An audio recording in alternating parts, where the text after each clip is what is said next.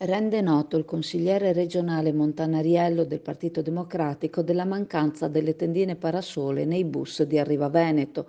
A lui sono state inviate numerose segnalazioni e proteste a riguardo da parte dell'utenza, una cosa già vista, afferma il consigliere, annunciando la presentazione di un'interrogazione all'assessore regionale ai trasporti, chiedendo spiegazioni anche ai responsabili del servizio.